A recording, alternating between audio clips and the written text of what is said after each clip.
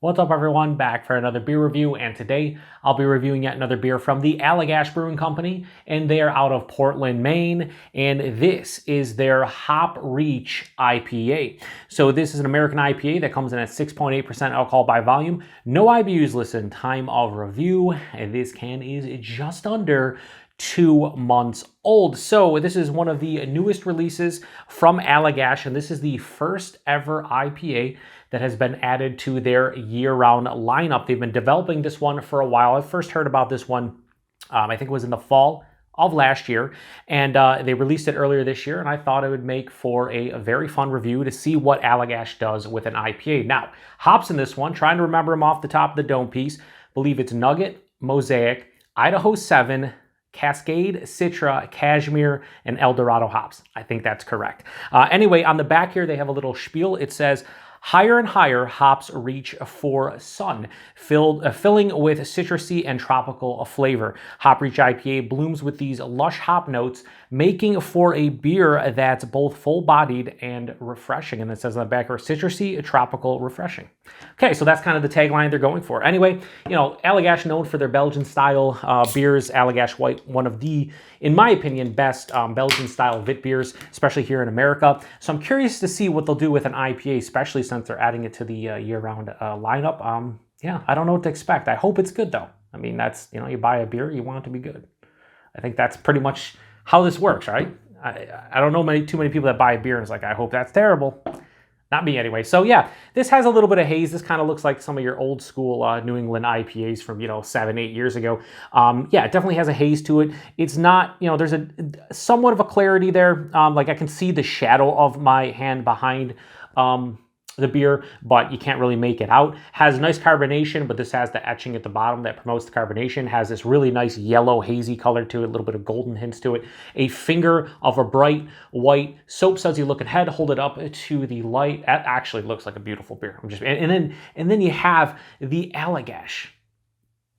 Hashtag proper glassware? Not really. This isn't probably proper for an IPA, but it's an Allagash glass, so it's proper. Anyway, let's get a nose. Wow, lots of citrus. Tons of sweet, juicy orange on the nose. Little bit of an underlying like ruby red grapefruit, a little bit sweeter. A touch of a peach or a mango. And then I get this beautiful like floral kind of herbaceous hop tone as well. So a little bit of this like biscuity, crackery kind of malt that I'm getting as well.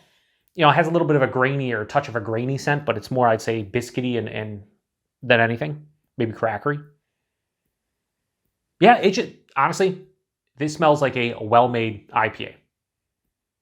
It's not blowing my socks off, but like if someone handed this to me and I ordered an IPA and I didn't know what I was getting, I was like, yeah, it smells like one. It smells pretty good. It has enough vibrancy from the hop notes to kind of make me interested. I like that I'm getting a little bit of the malt character. It's not overdone or anything, but it's definitely noticeable, and it just has a very pleasant aroma. So let's get into it. Cheers, everyone.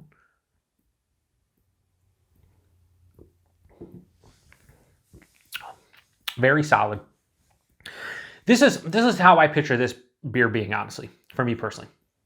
If you were to go to Allagash, to the brewery, and let's say you went with friends and maybe you don't like Belgian style beers or whatever they have on tap, and you're an IPA fiend, you're like, where's the IPAs at? And Allagash really doesn't have a lot of IPAs. I know as far as like releasing them, I haven't really seen any IPAs here in the Buffalo, New York area. They might have done some on tap and have some on tap here or there, whatever. But for a year-round beer, if I was going to the brewery and I knew they had this on tap and I was an IPA guy and I didn't like Belgian beers, like this would get the job done 100%. Body on this one, they say full-bodied. A lot of breweries do that. Is it full-bodied for a 6.8% beer? I would say it is. As an overall beer, this is like higher side of medium body, maybe between mild or between medium to like lower side of full. So it's a little bit bigger at 6.8%. That's nice. I like that. The mouthfeel, it's crisp, has approaching moderate carbonation, but there's a nice kind of smooth, almost creamy sensation. Again, this has a very, as notes, and it's kind of reminding me of like older school New England IPAs from your between like 2014 and 2017. A lot of folks will say like Vermont style IPA, something in that realm. But I do think the mouthfeel is better, or the mouthfeel and body are really nice. The taste, it's not like overly complex, but they say citrusy, tropical, and refreshing, and I would agree. Right up front, it's that sweet, juicy orange. There's a little bit of that ruby red grapefruit as it passes through. A touch of peach and mango hit. And I'm actually getting a little bit of like a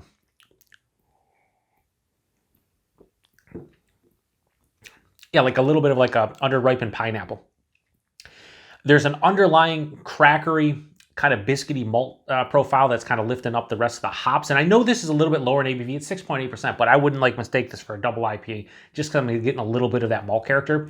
And then on the finish, it's floral, it's herbaceous, and it has a mild to moderate bitterness. And I'd say this is like smack dab in the middle. If I had to say if it's leaning one side or the other, I would say more to the moderate side. So it's a little bit more bitterness, which is nice, and it kind of balances this one out to some degree. Has a semi to full-on dry finish, more to the semi-dry side of things. 6.8%, I can't taste it, which is beautiful, but I think the body is kind of an indicator that this is definitely not like a 5.5 or 6% IPA. As you can see, I'm pouring the rest in this one. This is an easy, crushable, IPA. This is a beer, again, if you went to the brewery and they had this on tap and you're an IPA person and you grab that, I don't think you'd be disappointed. Now, if you're into all the crazy hazies nowadays and all the hype stuff, yeah, it'd probably let you down a little bit, but that's not what this beer is for. This is a year-round offering from Allagash, and they're trying to make this approachable probably to everybody that drinks IPAs, and I think this is very approachable, at least it is for me. It's pretty well balanced. It's not too crazy with the juicy, fruity vibes. It's not over the top with the bitterness. It's a pretty well-balanced overall beer, and I enjoy this one. It's pretty good, especially, again, coming from Allagash, like who is not known for hop-forward beers, especially when it comes to American hop-forward beers, like an American IPA or hazy IPA or whatever. I think they've done a pretty damn good job with this one. Is it going to blow anybody's socks off? Probably not, but this is like the quintessential drinking IPA. As stupid as that sounds, and I know it does, this is just like you could throw back 2, 3, 4, a 6-pack of this in a night. You'd be feeling good. And I don't think this would bog down your palate. I don't think it would lean in any direction more so than you would want. I think that's where the balance comes into this one. So Hop Reach IPA from Allagash. Honestly, I think this is pretty damn solid, and I have absolutely no issues giving this a straight-on 4 out of 5. I think that's where this beer lands for me.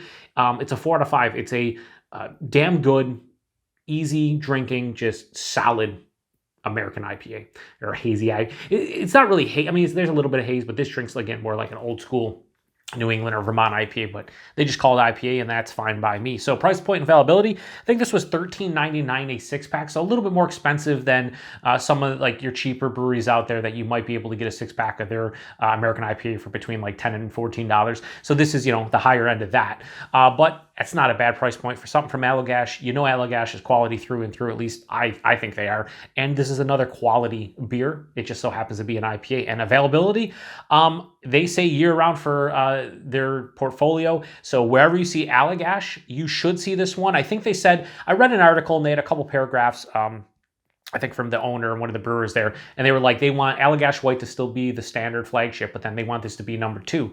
So if that's the case, then probably wherever you see Allagash White, you'll see this. At least I would assume that. And again, this is almost 2 months old too. I'd be curious to see this one like 2 weeks old, because almost 2 months old is still drinking extremely well, and you can tell that hop flavor is there and that hop character is there. So good job, Allagash. I enjoy this one. It's still, if I'm gonna drink one of your beers, it's probably gonna be Allagash White, but this isn't bad in a pinch at all. If I was kind of jonesing for an IPA and I saw this, I'd be like, yeah, I'll grab it. So if you've had this one before, post in the comments section and let me know what you thought about it. Like I said, I think it's a good entry into their year-round lineup, because it seems like every brewery has to have an IPA nowadays, especially if you're out and about in terms of, if you get distro outside of your state and in a bunch of different states, I feel like you kind of need an IPA nowadays. And Allagash has one now. So appreciate everybody stopping by for another beer review here on the Beer Patrol. To the next one. Cheers.